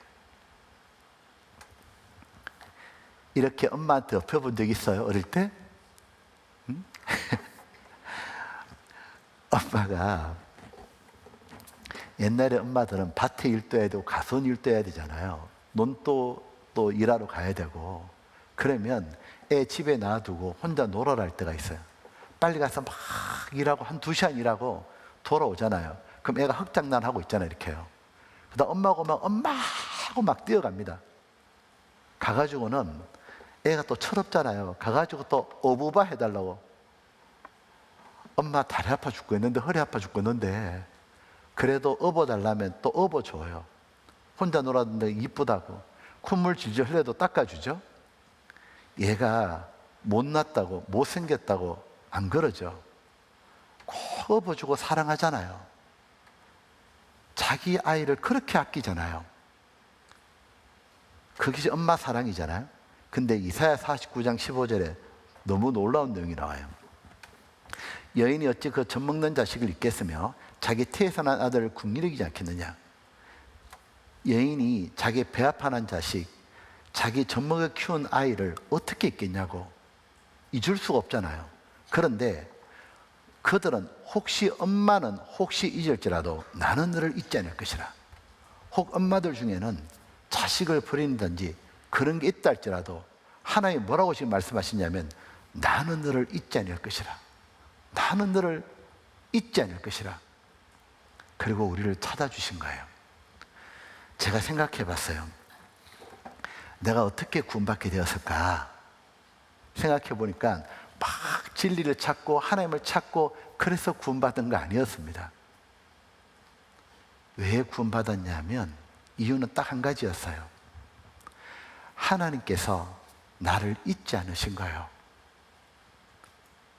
하나님께서 나를 한 번도 잊지 않으셨기 때문에 나를 구원해 주려고 먼저 구원받은 사람을 내 옆에 보내주신 거예요. 그 사람을 통해서 전도받게 해주시고 먼저 구원받은 교회를 만들어 주셨어요. 그리고 이번처럼 이런 전도 집회의 말씀을 준비해 주신 거예요. 그리고 그 말씀을 들을 때 그 말씀이 내 귀에 속속 들어오도록 하나님이 어떻게 하셨냐면 나를 잊지 않으셔서 나 구원해 주시려고 내 인생을 낮추기도 해주셨어요. 자, 보시죠. 우리가 보면 보옵소서 내게 큰 고통을 더하신 것은 내게 평안을 주려 하심이라. 우리들이 구원받은 분들 있잖아요. 여기에 구원받은 분들 거의 다 그럴 겁니다. 특별히 학생들 말고 나머지 거의 다는 구원받기 전에 인생에 고통이 있었을 거예요. 꺾임도 있고 좌절도 있고 배신도 당하고 경제적으로 큰일도 벌어지고 큰 병도 걸려보고 인생 자체가 너무너무 힘들었을 거예요. 왜 내가 이렇게 인생이 힘들까? 사는 것 자체가 힘든데 지금 이렇게 돼 있죠. 보옵소서 내게 큰 고통을 더하신 것은 내게 평안을 주려 하심이라. 내가 왜 이렇게 큰 고통이 있을까? 주께서 인생으로 수고함에 근심하시니 분심이 하시로다. 인생은 살아보면 힘든 게 많잖아요. 왜 그러냐? 그게 하나님이 본심이 아니라는 거예요. 하나님 본심은 더 좋은 거 주려고. 더 좋은 게 뭐였냐면 바로 우리 영혼을 구원해 주려고 그랬던 거예요. 우리 영혼을 구원해 주기 위해서는 하나님의 말씀을 잘 들어야 되잖아요. 그 말씀을 잘 듣게 하려고 우리를 낮추고 꺾으신 거예요. 사람은 인생이 잘 풀릴 때는 항상 앞만 보고 막 뛰기만 합니다. 달려만 가죠. 야, 저 사람 지금 너무 잘 나간다고 앞만 보고 달리고 다른 거 귀에 안 돌아요. 그러다가 좀 힘들면 좀 걷기도 하고 좀 더 많이 힘들면 좀 멈추기도 하고 진짜 힘들면 털썩 주저앉습니다. 주저앉아서 뭐 하느냐면 막 주변에 막 도움의 손길 막 뻗어요. 그때도 하나님의 말씀 듣자 해도 잘 안 들려요. 아직 덜 힘든 거예요. 사람이 진짜 힘들면 덜어 누워요. 덜어 누우면 하늘이 보여요. 절망스러운 상황도 있고 너무 외롭기도 하고 너무 힘들기도 하고 인생이 왜 이러나 싶기도 하고 뜻대로 안 되고 그때 덜어 누우면 하늘이 보이잖아요. 그때 이 하나님 말씀을 딱 듣는데 너무 놀라워요. 하나님 말씀이 내 귀에 들어오는 거예요. 하나님 말씀이 하나씩 하나씩 내 마음에 와닿기 시작해요. 그리고 마침내 예수님의 그 십자가의 사랑이 바로 나를 위한 십자가였고 나의 죄를 영원히 사해 주시고 나에게 영원한 천국 주시려고 내게 이런 인생의 고통도 있은 거였구나. 구원받게 해주시려고 인생의 고통이 있었던구나. 그것 또한 알게 되는 거예요. 하나님은 우리를 한 번도 잊은 적이 없어요. 난 한 번도 하나님을 생각하고 산 적이 없었는데 하나님은 한 번도 나를 잊은 적이 없었기 때문에 나를 구원하시려고 모든 걸 다 동원하셨던 거예요. 인생길 험하고 마음 지쳐 살아갈 용기 없어질 때 너 혼자 앉아서 낙심치 말고 예수님 품으로 나오시오.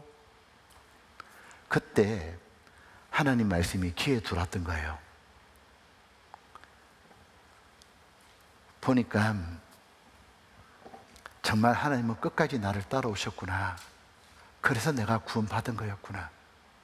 그리고 사랑하게 되면 상대를 위해선 어떤 것도 희생하려고 그러죠. 보면 부모님의 사랑은 진짜 사랑이라고 말해요. 사랑은 입에 발린 소리가 아니죠. 사랑해 그랬는데 상대를 위해서 그 어떤 헌신 또 희생도 안 해요. 그건 사랑하는 게 아니에요. 부모님의 사랑은 왜 진짜 사랑이라 그래요? 자식 위해서 헌신하고 희생하잖아요. 돈 벌어서 자기는 힘들게 벌었는데 자기는 입지 못하고 쓰지 못해도 자식들에겐 입히고 더 좋은 거 해주려고 그러잖아요. 그게 진짜 사랑인 거죠. 그리고 부모는 자식을 위해서라면 때로는 아이를 살릴 수만 있다면 자기가 목숨을 던져요. 그죠? 자, 보면 제가 한 영상을 보여줄 텐데요. 이 영상이 굉장히 저는 감동적이었어요. 왜냐하면 6.25 전쟁 때 있었던 일을 보여주는데 갓난아이가 얼어 죽을 뻔하다 살아난 얘기예요. 한번 보시죠.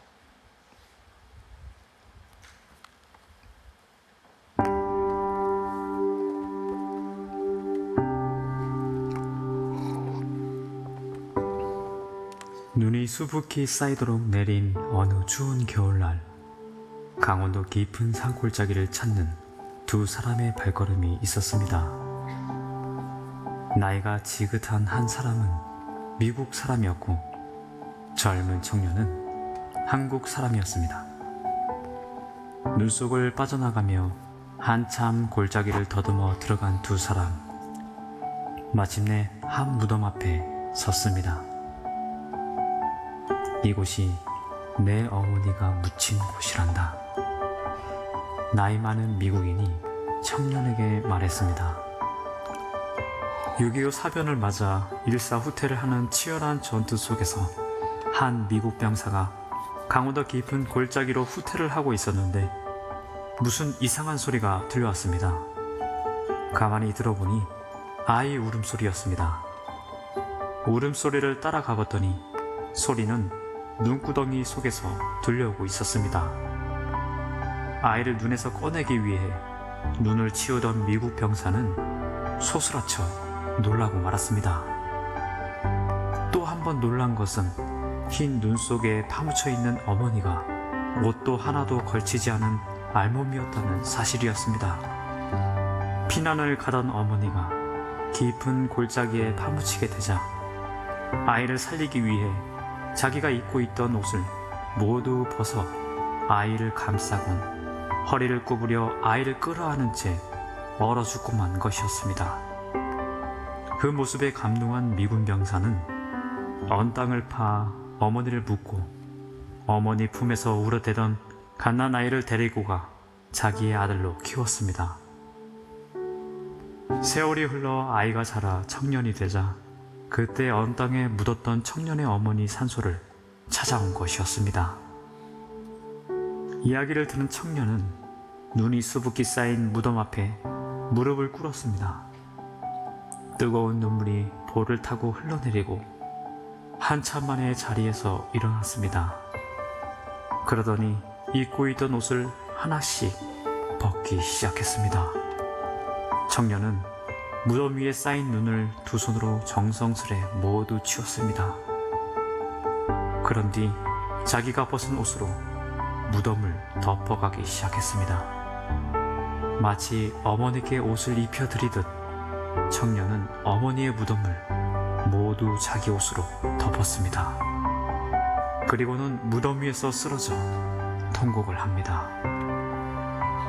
어머니, 그날 얼마나 추우셨어요. 보고 싶은 어머니, 그립습니다. 자랑스럽습니다. 꿈속에서라도 만날 수 있다면. 청년은 한없이 눈물을 흘립니다. 어떤 사람도 가치 없는 것 때문에 목숨을 버리지 않습니다. 하나님께서 직접 인간이 되셔서 인간을 대신해 십자가에 달려 돌아가신 것은 그분이 우리의 가치를 아시기 때문이었습니다. 우리가 대단한 것이 아니라 하나님께서 우리를 그만큼 가치 있는 존재로 창조하신 것입니다. 저는 이 영상을 볼 때 그 엄마 있잖아요. 그 갓난아이를 살리려고 자기 옷을 벗어서 덮였어요. 얼어 죽으면서도 자기 아이를 살리고 싶어 했죠. 엄마만 감동스러운 게 아니라 저는 그 청년이 나중에 엄마 무덤을 찾았잖아요. 그리고 그 엄마의 사랑을 깨닫고 그 흰눈을 쓸어 담으면서 그 자신을 위해 돌아가신 어머니를 보고 싶어하고 자랑스러운 모습, 그 또한 감동인 거예요. 왜냐하면 사랑은 서로 알아줄 때 감동이잖아요. 주님이 우리를 사랑하신 것을 우리가 알아들일 때 주님 또 너무너무 감동하시는 거죠. 보면 아파트에 10층에 불이 났거든요. 10층에 불이 났는데 그때 때마침 엄마는 없었고요. 아빠랑 6살짜리 딸아이가 있었어요. 그 10층에서 불길이 막 치솟아 올라오니까 베란다로 피했는데 검은 연기가 계속 뿜어오고 뜨거운 불길이 막 밖으로 빠져나오는 거예요. 아이는 울고 아빠는 뭔가를 해야 됐어요.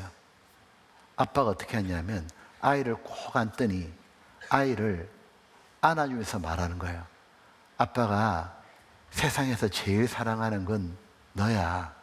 아빠는 너를 위해 살아야 무엇인지 다 할 수 있다고. 아빠가 너 제일 사랑해. 엄마 말 잘 듣고 늘 그렇게 행복하게 살아야 된다고 하더니 아빠가 어떻게 했냐면 아이를 딱 안더니 아빠만 믿으라고 10층에서 뛰어내려 버린 거예요. 뛰어내리는데 어떻게 뛰어내렸냐면 안고 뒤로 뛰었습니다. 아빠는 적사해 버렸어요. 딸아이는 아빠 배 위에 튕겨 떨어졌잖아요. 별로 다친 게 없었어요. 자, 그 아빠가 10층에서 뒤로 뛰어내리면 자기가 죽는 거 알아요, 몰라요? 압니다. 그런데 왜 뒤로 뛰어내립니까?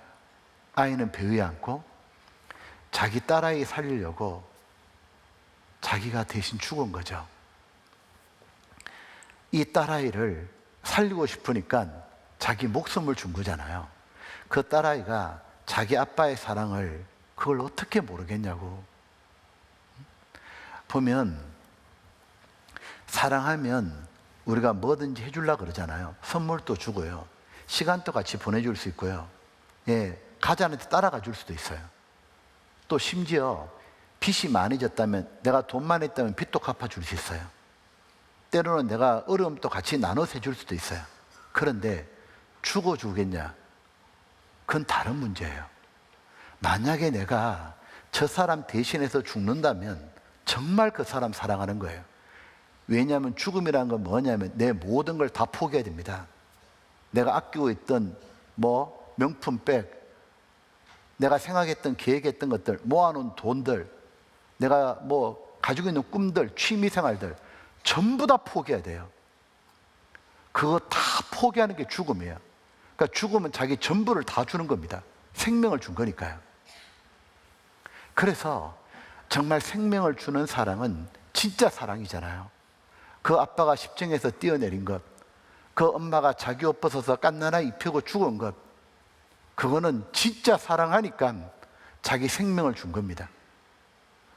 예수님은 이 땅에 오시면 어떻게 죽으실 거 다 알고 계셨어요. 그런데 예수님은 오셨어요. 그리고 십자가에 돌아가셨어요. 그런데 그 사랑을 아직도 못 믿는 분이 있어요. 그분은 천국 갈 자격이 없어요. 사람이 비록 죄는 많이 짓고 살아도 사람의 진심은 알잖아요.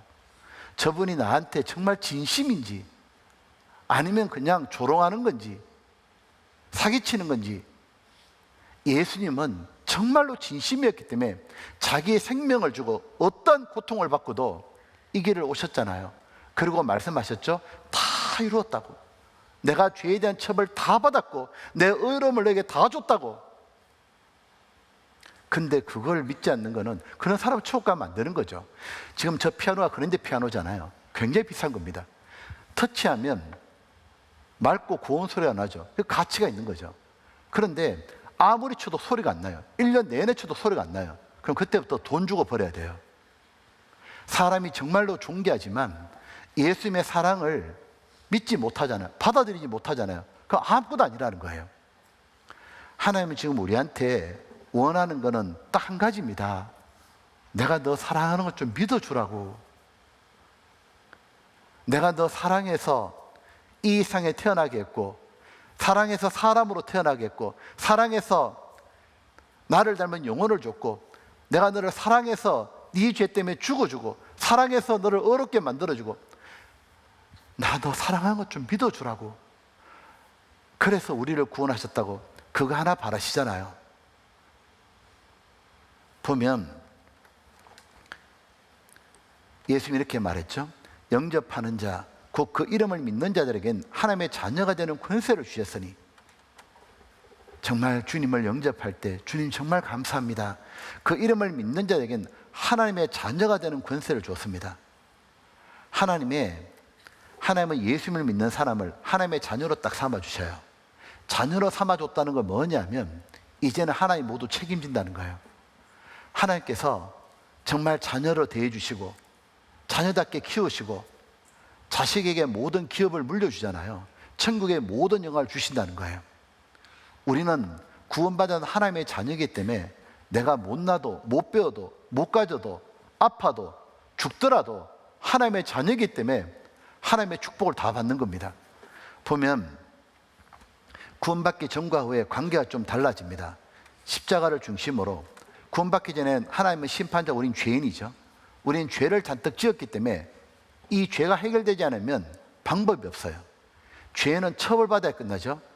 바로 나 대신 예수님이 죄의 처벌받고 돌아가셨어요. 예수님은 나뿐 아니라 모든 사람 죄를 해결했잖아요. 이제 모든 사람의 죄는 해결되었고 하나님이 원하는 건 딱 한 가지예요. 누구든지 믿기만 하면, 이 사실을 믿기만 하면 하나님은 아버지가 되어주고 우리는 자녀로 삼아주시는 거예요. 이제 아버지가 자녀가 됐기 때문에 구원받기 전과 후는 다릅니다. 자, 보면 구원받고 난 다음에 우리의 신분은 항상 좋죠. 우리의 포지션은 하나님의 자녀가 되었고 의인이 되었고 그리고 영생 얻었잖아요. 너무 좋은데, 근데 실제 우리의 상태는 하나님이 이렇게 모두 만들어 주셨는데 우리의 상태는 여전히 우리 마음속에는 죄의 기질이 남아있는 거예요. 그래서 구원받았다는 것은 죄를 한 번도 안 짓는 사람이 되었다는 게 아니에요. 구원받고 난 다음에도 우리 속에는 엄난 시기, 질투, 교만이 있잖아요. 그래서 여전히 죄를 지을 수도 있어요. 그럼 구원받았다는 건 뭐냐? 죄의 형벌을 받지 않게 되었다는 뜻이에요. 우리가 죄로 말미암아 지금까지 지은 죄, 앞으로 지을 죄, 죽을 때까지 지을 모든 죄에 대한 이 죄값을 예수님이 십자가 피로 다 받아주셨기 때문에 우리는 어떤 죄를 지었다 할지라도 지옥 갈 일이 없어졌다는 거예요. 그 모든 죄값을 예수님이 다 받아주셨다. 그래서 우리 영혼이 천국 가게 되었다는 뜻이에요. 그래서 구원받아도 신분은 하나님의 아들이 되었지만 당장 하나님 아들답게 멋지게 사는 건 아닙니다. 애가 태어나자마자 당장 애가 어젓하게 행동하는 게 아니잖아요. 해병대 입대하자마자 귀신 잡는 해병 되는 거 아니죠? 훈련받아야 멋진 해병 되잖아요. 즉 구원받은 사람은 천국은 가지만 이 점점 시간이 지나는 가운데 하나님 자녀다운 사람으로 신앙이 성장해야 된다는 뜻이에요. 그래서 이 구원을 받을 때 보면 이렇게 됩니다. 성경에 보면 세 가지 구원이 있어요. 영혼 구원은 무엇이냐면 바로 우리가 죄 사함 받은 것, 영혼이 천국 가게 된 것, 죄 사함 받았도다. 그 다음 생활 구원은 뭐냐면 구원받고 난 다음에 이제 우리의 생활이 점점 의로운 사람으로 변해야 되죠. 하나님 자녀답게 바뀌어야 되죠. 생활이 바뀐다는 건 뭘 뜻하느냐 하면 나 자체가 바뀌는 거예요. 내 성품이 바뀌는 거고 인격이 바뀌죠. 그래서 이것은 주님 오시는 날까지 점점 더 성장해야 됩니다. 너희 구원을 이루어가라 돼 있죠. 몸의 구원은 무엇이냐면 우리가 천국을 딱 갈 때 우리 몸도 완전히 변화돼요. 천국 기대 안 돼요. 어떤 식으로 변화되느냐 하면 가장 우선은 내 속에 죄가 완전히 없어진다는 거예요. 내가 어떤 사람이 된다는 얘기냐면 예수님처럼 순결하고 깨끗한 사람이 된다는 얘기예요. 다시는 죄를 짓지 않는 몸이 된다는 거예요. 그날이 너무 기다려져요. 왜냐하면 다시는 주님을 슬프게 하실 일이 없어요. 다시는 주님을 실망시킬 일이 없어요. 다시는 나 때문에 다른 사람 또 힘들게 할 일이 없어요. 다시는 내 자신에 대해서 실망할 일도 없어요. 이제 천국에 딱 가게 되면 나도 사랑이 충만한 거예요. 그리고 천국 가게 되면 모두가 다 사랑이 충만하잖아요. 그러니까 천국 가면은 모두가 서로가 다 좋아하는 거예요. 모든 사람이 나를 소중히 생각하고 사랑해 주는 곳, 나도 그들을 모두 사랑하는 곳, 그것이 바로 천국이에요. 그리고 천국을 딱 가게 되면 몸이요, 이런 몸으로 가는 게 아닙니다. 나도 이제 천국 가면 얼짱할 때가 옵니다. 얼짱. 이 땅에서 한 번도 못 해봤는데 천국 가게 되면 내 몸이 얼짱만 하는 게 아니고요, 다시는 늙고 아프고 병들고 그런 게 없어요. 천국에 가잖아요. 아무리 여행을 오랫동안 해보셔요, 아무리 먼 곳을 다녀보셔요, 절대로 구경 못하는 게 있습니다. 장례식장이 없어요. 무덤이 없어요. 관이 하나도 없어요. 죽는 사람이 없어요. 죽음이 없다는 얘기 뭐냐면 헤어짐이 없다는 뜻이에요. 이별이 없다는 뜻이에요. 사랑하는 사람하고 언제나 같이 있을 수 있다는 뜻이에요. 이제 사랑하는 사람하고 헤어지지 않아도 돼요. 병, 암, 그런 말은 절대로 못 들어봐요. 전부 다 건강하기 때문이에요. 불안하고 걱정, 근심할 게 하나도 없는 거예요. 천국 가잖아요. 집집마다 자물쇠가 하나도 없어요. 왜냐하면 도둑이 없어요. 천국 가면 뭐 소리 지르고 고성방가하고 없습니다. 악인이 없어요. 항상 즐거움과 행복이 가득한 곳이에요. 천국 갔을 때 우리 집에 놀러 오셔요. 같이 놀게.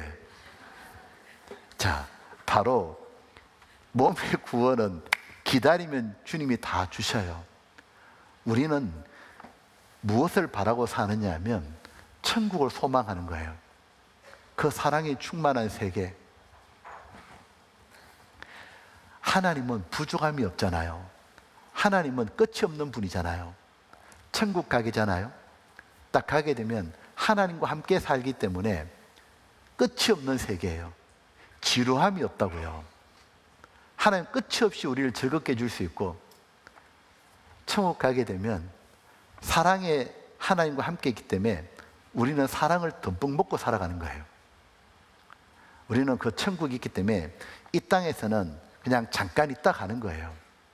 이 땅에서는 왜 잠깐 있느냐 하면 하나님 은혜 보답하려고요.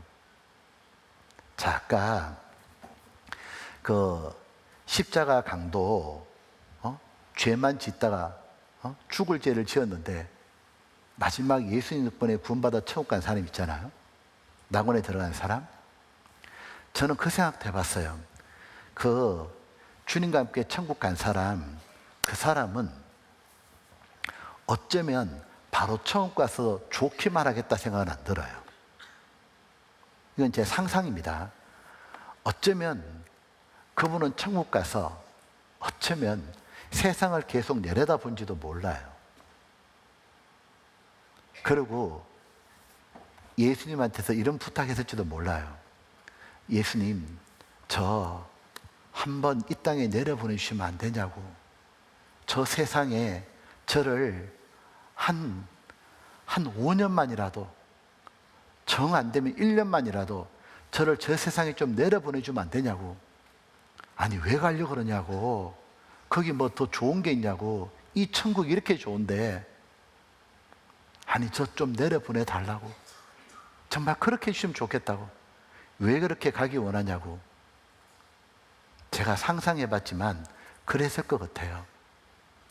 주님, 제가 주님 덕분에 이 좋은 천국에 와서 이 영광을 누리는데 제가 주님을 위해서 한번 살아본 적이 없다고.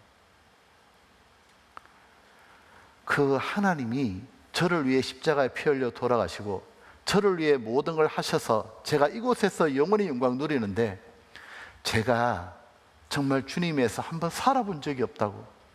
저도 이 땅에 내려가서 사람들에게 우리 주 예수님이 얼마나 좋은 분인지, 주님이 내게 뭘 해줬는지, 나를 어떻게 변화시켜 줬는지, 천국이 어떤 곳인지, 주님이 얼마나 진실한 분인지 나도 말하고 싶다고. 나도 내려가서 구원받기 전에 맨날 나쁜 짓거리만 했는데 이제는 내가 한번 정말 다르게 살아가지고 내가 세상의 빛과 소금이 되어서 정말 주님이 나를 변화시켜 줬다고 사람들에게 말해주고 싶다고. 구원받기 전에는 맨날 주변 사람 힘들게 하고 괴롭히고 내가 늘 문제 주는 사람이었는데 나도 이제 다른 사람에게 선을 베푸고 잘해줘가지고 나도 도움 주는 사람 되고 싶고 나도 저 사람이 필요한 사람 되어주고 싶고 저 사람을 천국으로 인도하는 사람 되어주고 싶다고. 저도 내려가서 이제 죄 딱 끊고 내가 주님 때문에 죄 끊었다고 말하고 싶다고. 나도 이 땅에 가서 주님 위해서 고생하고 싶고 주님이 걸어가셨던 그 십자가의 길 저도 한번 걸어보다가 다시 천국에 와야 될 것 같다고. 그럴 것 같아요. 우리들은 주님이 구원해 주시고 천국 소망 주셨고 이 땅에 남겨두셨잖아요. 왜 남겨두셨겠어요? 그래, 한번 멋지게 한번 살아보라고. 정말 너 원대로 한번 살아보라고. 너 정말 내게 받은 사랑, 내게 받은 은혜 보답하고 싶냐? 너 그 뜻대로 한번 해보라고. 네 원껏 한번 보답해보라고. 이전하고 다르게 진짜 한번 새롭게 한번 살아보라고. 이제 정말 죄 버리고 의롭게 한번 살아보라고.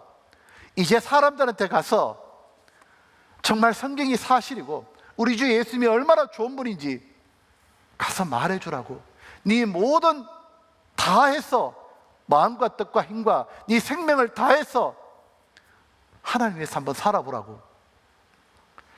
그렇게 살아보라고 이 땅에 남겨두신 것 겁니다. 주님은 우리에게 이 땅에 잠깐 살다가 천국 가지만 그렇게 한번 아쉬움 없이 살아보라고 남겨놓으셨고, 그리고 또 그렇게 산 것이 당연한데 그렇게 산 거에 대해서 영원히 너에게 영광을 다 주겠다고. 이 땅에서 우리가 살았던 거 있잖아요. 수고하고 고생했던 것, 하나님과 관계없던 것은 세상 떠날 때 모두 놓고 떠나가잖아요. 근데 주님이 이렇게 말하셨죠.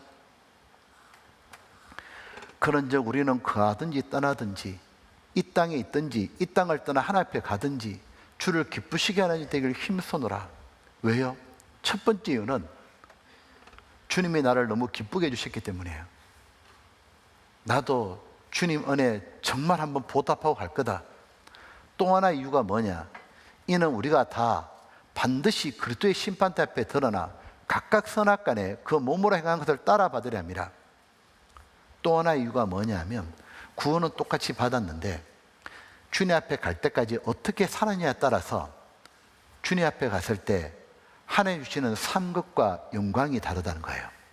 너무 당연하죠. 왜? 하나님은 공의의 하나님이니까. 그 성품은 바뀌지 않아요.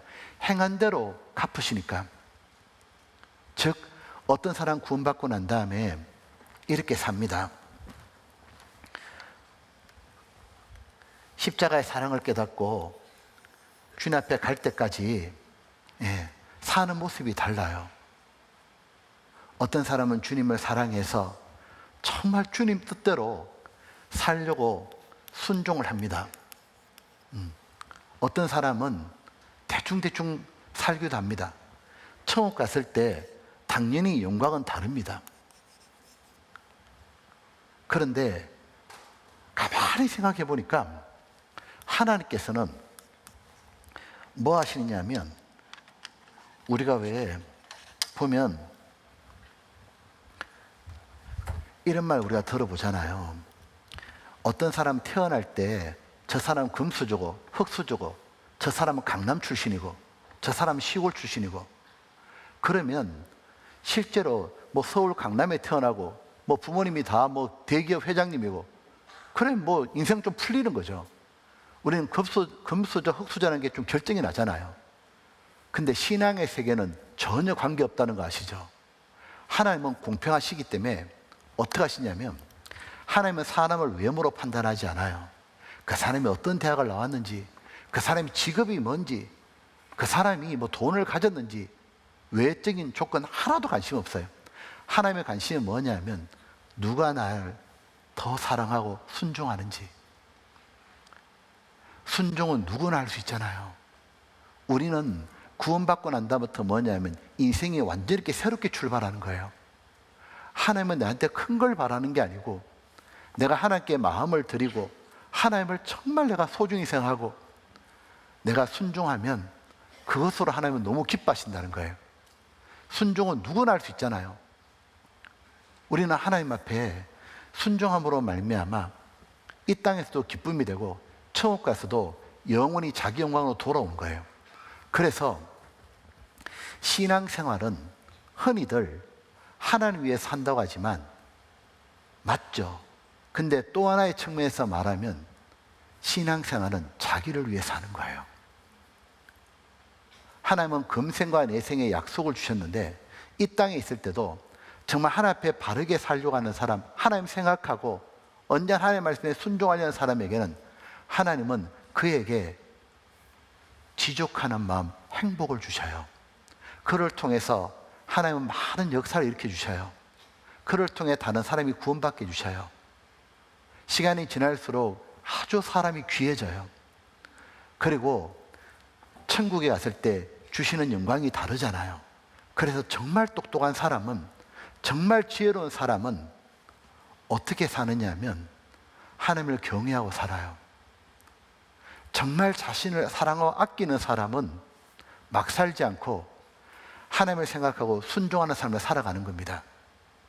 그렇게 해서 내가 구원받고 난 다음에 하나님께 순종함으로 말미암아 주변 사람들에게 정말 예수님 믿으면 다르구나, 세상에 빛과 소금이 되어서 그들 주님 품으로 인도할 수도 있는 겁니다.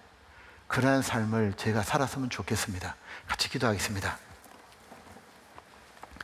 아버지 하나님, 저희들을 구원해 주시고 영원한 영광의 길로 걷게 해주심을 감사합니다.